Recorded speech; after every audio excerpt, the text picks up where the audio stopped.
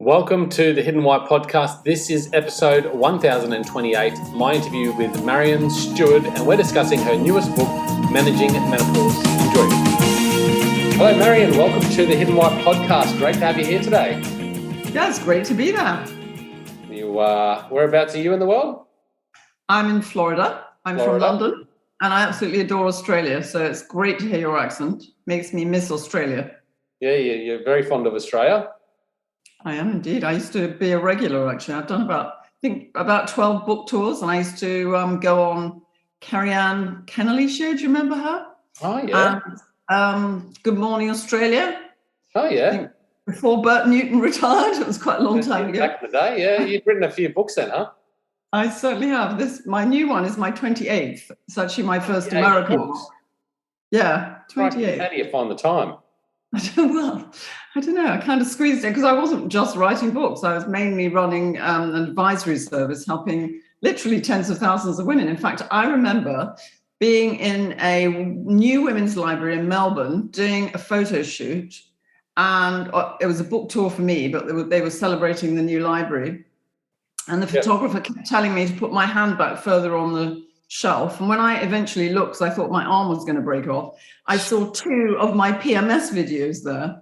And we'd only ever had 5,000 printed. And I only owned 1 by then because I'd loaned them out to other women's groups and so on. And there were 2 on the shelf in Melbourne. So I realized at that point that, considering I came from England and the advisory service was based in England, that we had actually kind of made it around the world. Yeah. And we literally help tens of thousands of women manage their hormone health. Is that your background then? Is that your study? I studied in fact, in the beginning, I trained as a dental hygienist, and then I worked with a whole load of doctors who were setting up the British Society for Nutritional Medicine. And they found 10,000 medical papers on the non-drug approach to health, and they gave me them to sort because I was on maternity leave after having our second baby, and they thought I didn't have much to do. And I found 200 on premenstrual syndrome. So we set up a program because it was on the natural approach. We set up a program based on those medical papers, and the rest is history, really, because it just kind of took off in the UK. It was before anyone else did anything on the non-drug approach on a grand scale. And so we were kind of on TV and in the press. And the natural approach in dealing with menopause, was it? Or in dealing in the early days, it was premenstrual syndrome. And then in 1990, there was an article published in the British Medical Journal, which was actually a study done at Monash. Yeah. And it was on a group of women who had taken red clover, soy and flax seeds, and they found they were able to bring about similar changes in the lining of their vaginas as they'd expect to see in women taking HRT. And so at that point, when we saw the medical papers were coming and on the natural approach to menopause, we tweaked the PMS program and turned it into a menopause program as well. Right. So that was quite a few years ago now. And it's just amazing how women buy into the fact that midlife and menopause is the end of life as they knew it. They kind of mourn the loss of themselves. And in our last survey, 96% of them said that they were not prepared for menopause, and 2/3 of them said they felt robbed of life as they knew it. And it just doesn't have to be that way. What's happening in a woman's body when she gets to midlife is she's running on empty, and she's in what I call economy mode. And she just needs to learn how to meet her needs, to get her nutrient levels back into an optimum range, because the research shows that billions of women have got low levels of nutrients. Right. And also, when your ovaries are packing up, you've got no estrogen or estrogen running around your system either.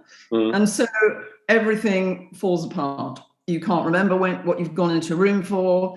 You feel achy and 90 before your time. It's hard to sleep at night. Women get very anxious. And also they have the hot flushes and the night sweats as well. So all of those things can respond if you learn how to have what I call a midlife refuel. Midlife refuel. This is a good topic to get into. I'm surrounded by women. I've got 2 girls and a wife. So very important for me to understand as well. Absolutely. Well, I want to sort of jump back to Yep, sorry. I was going to say, we did a survey on men. Yeah. One of our surveys was on men, and the men said that they felt frustrated and rejected, and they were scared because they didn't recognize the person that they were living with. So it's like the white elephant in the room, and it honestly doesn't have to be that way. Yeah, so your book is called Manage Your Menopause Naturally, the 6-week guide to calming hot flushes and night sweats, getting your sex drive back, sharpening memory, and reclaiming well-being. Getting your sex drive back, I mean, that's important for the blokes out there listening. So I know. But it's all important. Now, talk to me about, just let's go back to PMS, because this is the first thing that we, I think, need to establish. And what are we doing there? Because I think some women suffer it differently, yeah? So that's just my ignorant understanding of it all. And some people manage it a bit better. Is that just because of their health, their diet, their natural ways to handle it? I think it's a variety of reasons, actually, because everyone's different. Some people have got more stress in their lives. Some people aren't active. They have a lesser diet. But actually, as we get older, certain things happen to us. Some people have more babies and breastfeed. Some go on a diet. Some drink too much alcohol. There's all sorts of things going on. But essentially what happens with PMS, again, we did 5 studies on separate populations. And between them, up to 80% of the women had low magnesium levels. And other nutrients like B vitamins, iron, zinc, essential fatty acids, calcium, and so on, all in short supply. And it becomes impossible for your brain chemistry and your hormones to function normally. And as you get older, that gets worse and worse. Our bone mass reaches its peak by the time we're 35. Not many people know that. Wow. And so we need to learn to meet our needs. And as baby girls, we're born with millions of eggs, but we have no roadmap. And so we don't know what to do. Luckily, our moms tell us a bit usually about our periods, but after that, it's all guesswork.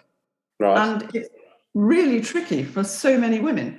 Having said that, going through menopause, about 20% of women don't have symptoms, but the rest have a variety of different symptoms, and some of them are so severe that they end up being suicidal. Right. And I've even had patients who are put in mental hospitals or taken to hospital thinking they were having a heart attack. In fact, I have one patient, she was in Australia on holiday for 4 weeks. And during that 4 weeks, this is before I met her, she was taken by ambulance to the emergency room 5 times because they thought she was having a heart attack. And it just turned out to be related to her menopause. Wow. So nutrients, very important. So get your blood work checked regularly as a woman? Well, it's not even that, to be honest. No? I mean, yes, you can get your blood work checked, but Mother Nature gives us signs in our skin, our hair, our nails, and we know that there are such common deficiencies that you can correct them easily. And when you're talking about magnesium and iron, are there key ones that we should be looking out for, and what are the key signs to pick up on? Well, if you take your face, for example, if you've got cracking at the corners of your mouth, or ulcers on your tongue, sore tongue, red patches at the side of your nose, dry skin, pimply skin, spots. Your hair's not very shiny, it's split, brittle, falling out. Your nails are brittle and breaking and maybe ridgy. Got pimples on your upper arms or thighs. All of those mean something in nutrition speak, but mostly we don't know how to interpret the messages, and that's the problem. So the first thing we have to do is teach women how to meet their nutritional needs. And the second thing for perimenopause, which is the 8 years leading up to menopause, and menopause itself, is that we need to fool the brain into thinking we've got normal circulating estrogen again. And we can do that with Mother Nature's estrogen, and the receptor sites don't stay full for that long, so we have to fill them little and often. But honestly, if you take, my program was a 5-month program, and 91% of the women were symptom-free within 5 months. And then 4 years ago, I went on a Facebook Live course. I went to meet a film producer to make some films in America, and she was running this Facebook Live course. I went on it, and she made me make 2 films on my phone, which were ghastly quality. And she made me post them on Facebook and then make 2 more the next week. And I did that. And within 12 weeks, over 1 million women saw those films. And I was just inundated with the most horrendous suffering.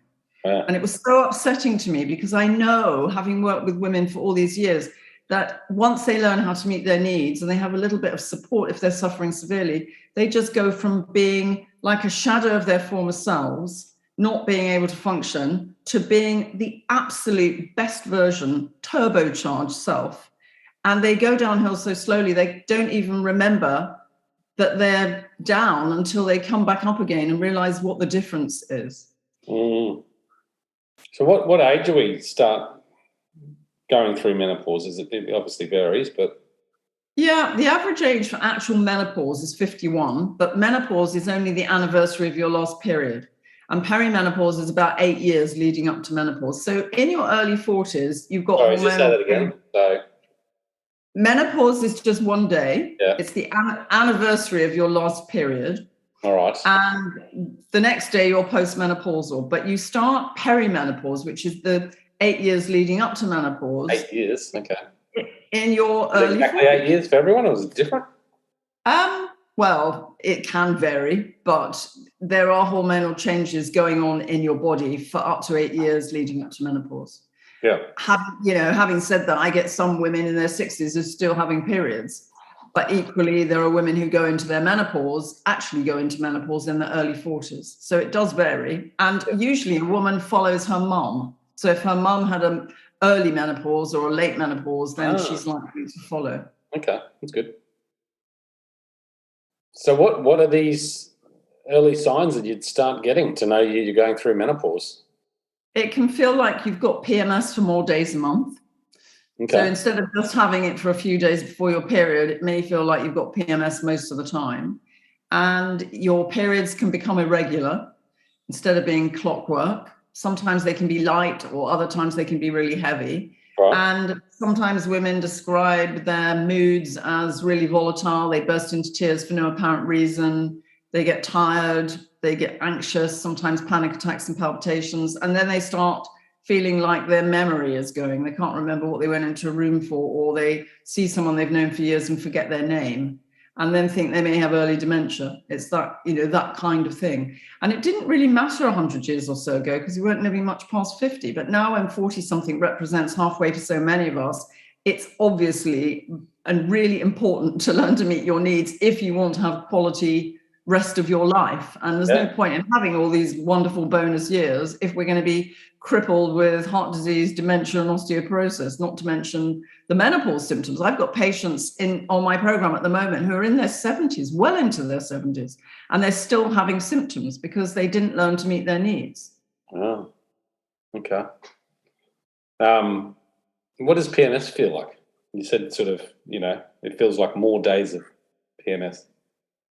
PMS, describe that. Women with PMS sometimes describe themselves as Jekyll and Hyde. So they feel sometimes anxious, irritable, right, moody, depressed. They can get spotty. They can get chocolate cravings, feel tired, and just really like a victim of their hormones. They get bowled over by their hormones for part of the month. Okay, cool. So early signs. What are we doing to treat this then the natural way? What we're doing, what we've been doing for all these years, is using all the medical research that has been shown to work. So we're making dietary changes, helping women to get their nutrients back into an optimum range, teaching them how to consume Mother Nature's estrogen, and getting them to take some science-based supplements that have been through properly conducted trials around the world, some of which came from Australia in the first place. And we're also getting them to do some exercise, not marathon stuff, but maybe just moving and dancing to their favorite music or whatever they like to do if they're not very fit. Yep. And doing some formal relaxation, because that helps to rewire our brain, which is especially important during the COVID times because so many people are stressed.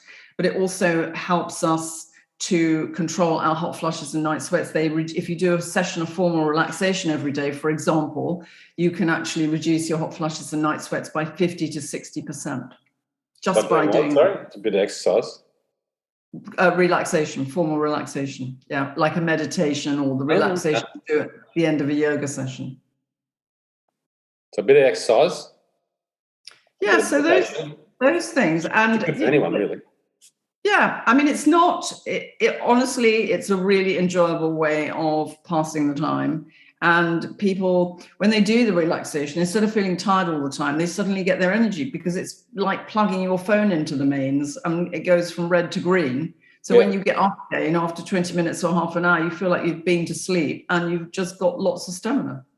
Right. Rather than running continually. I guess that's the sort of life that we've set up for ourselves, but isn't it? We're just all busy and go, go, go. And we don't sort of take the time to relax and recharge. I don't think we realize how important it is. I don't think until you kind of get bowled over by your hormones or whatever happens to you in life, I don't think you take stock. And women particularly, and I myself included, because I had 4 children as well as running all these health initiatives. Yeah, you just leave yourself to last. You're not the priority. Everyone else is. And so it's not until you really are up against the wall that you have to try and find a solution. And sometimes that can be tricky. Yeah. What sort of meditation practice do you sort of recommend? Well, it depends on each individual person. Some people love to meditate. Some people can't meditate. Their mind's far too busy. And so in that case, we use different apps. There's one called Pazizz, which is an app that was designed by a group of neuroscientists and takes people into a really deep, relaxed state and then brings them out again. And so for people who can't switch off, that kind of thing is a lifeline. And other people just like to do yoga and the relaxation at the end of a yoga session. So it's a very individual thing. Yeah. Just got to find, sort of play with it and experiment and figure out what works best for you. Yeah, that's the whole thing, really, because we are all different. We've got different tastes and lifestyles and so on. And it's just got to find what's easy. And with my book, I've got in the back section of it, I've got all the menus and recipes and everything you could want if you like cooking. But I've also got all the fast options if you hate cooking, and a shopping list. You can just, even without cooking, you can just still meet the needs of your body and get yourself back into really good shape. So it is very individual, and people need to find what works for them. Yeah, absolutely.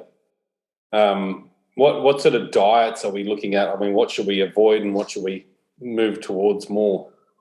When you come to menopause, the hot flushes and night sweats, which many women get, are triggered by things like caffeine, alcohol, hot drinks, spicy food. So all of those things have to just diminish in our diet in the beginning. So it's not a life sentence. And we're having more caffeine, chili foods, spicy food, hot drinks. Yeah. Hot drinks, dairy, any like meat, dairy? No, again, it's very individual. Some people tolerate dairy and meat very well. Other people hate it and don't. So we again, in the book, we've got menus for vegans and vegetarians and people who eat fish and meat. It is very, very individual. And it's not like a weight loss diet. You can have plenty of food. Although, having said that, many women lose weight on our program without dieting. It seems to have a normalizing effect on metabolism. Okay, that's good to know. So what else do you share in your book?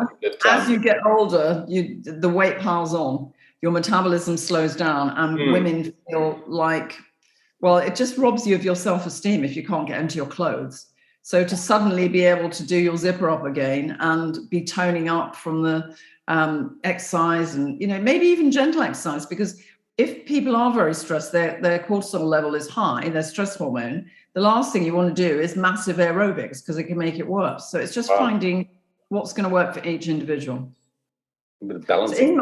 To answer your question about what else is in my book, well, the 6-week course I run, which is really successful, which we put together after the Million Women saw the films, took all the science from my 5-month program. So I've put the 6-week course in there so people can follow that themselves if they want to. Then there's a whole section on how you keep your bones, your heart, and your memory strong in the long term, how you thrive in the workplace instead of leaving the workplace, because we know that 1 in 4 women are thinking of leaving the workplace because they can't cope. And so we've got conversations that you can have with your boss and your colleagues and so on, and just so women can wise up and get through what is, after all, just a transition. It's not It's just a life stage. It's not a death sentence or the end of life as you knew it. And touching on you mentioned libido before and men having an interest in that. Yep.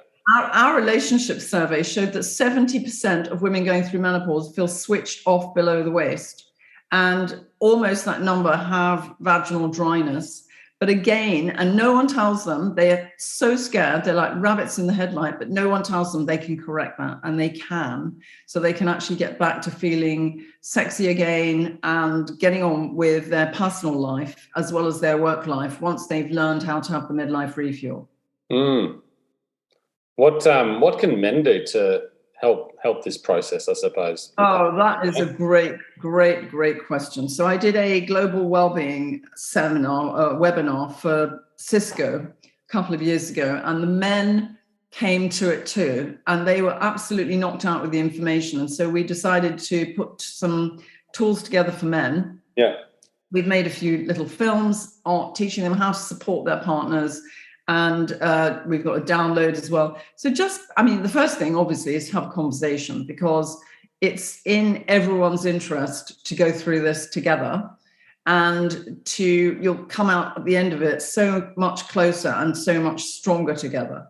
So for a man to just take the pressure off his partner, and to maybe go shopping or bring home a bunch of flowers, give her a massage, just be understanding and supportive while she goes through this transition. It will just reap the dividends at the end, because she will be, what the men say is, they got back the girl they fell in love with.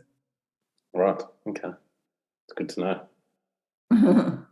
So yeah, it is. It's look, I think if all we've done today is give people hope in their heart that they can support each other going through this, and knowing that it's not the end of life as they knew it and the end of life in the bedroom or the workplace, then that's a good job done. That's it. Yeah. Well, look, I'll put the link to the book in the show notes here. Episode 1028, I think this is, guys. So check it out at thehiddenwhy.com. And there's a bunch of links too, Maryon, for you, like Facebook, Twitter, Instagram, so people can follow those to reach out to you and find out more about your work. Yeah, by all means. We also have a midlife refuel club as well, which meets every week and has got loads of content in it, so people can come to that. Yeah, as well. That's cool. That's awesome. I'll see you in the show notes. Maryon, thanks so much for coming on and sharing today. Oh, my pleasure. Guys, enjoy the rest of your day. Thank you. We will. Guys listening, check it out at thehiddenwhy.com. Until next time, peace, passion, and purpose. See you soon. Thanks, guys, for listening to this episode. I hope you enjoyed what you heard. I hope you love what you're hearing. If you like this episode, guys, or any of the episodes that you're listening to here at The Hidden Why, please do me a favor by sharing it. You can share it with your families, you can share it with your loved ones. You can do that by using your favorite social media channels, using the icons on the platform that you're listening to The Hidden Why podcast. Also, guys, if you're a fan of the show, please connect with me. Connect with me at thehiddenwhy.com. I love to hear from you. I love to converse with the people that listen to this show to find out what they enjoy, what they don't enjoy, and perhaps if they have any questions or feedback for the show as well. You can stay up to date with all that I'm releasing here, guys. I do a solo show every Monday, a 3-minute thought every Thursday. I do 2 interviews a week on a Wednesday and a Saturday, and a book review every Friday. You can stay up to date with all that by subscribing to my newsletter at thehiddenwhy.com. Just enter your email address there, and also subscribing to the podcast on the platform that you choose to listen to your podcasts. You can also support the show, guys, by using the Amazon links at thehiddenwhy.com. So if you like books, you can get all the books that I review there, and anything else really that you like to purchase through Amazon. So use that link and help support the show. And we've also got a deal with Audible, guys. Audible is a fantastic way to listen to all your favorite books. We've got a deal with them so you can get 2 free books when you subscribe, or subscribe to a 30-day free trial. So check that out again at thehiddenwhy.com. Guys, that's it from me. You know what to do. Go out there, breathe more passion into every single moment. Do everything with greater purpose, and in doing so, you will discover your hidden why. This is The Hidden Why. My name is layman. Until next time, peace, passion, and purpose. See you soon.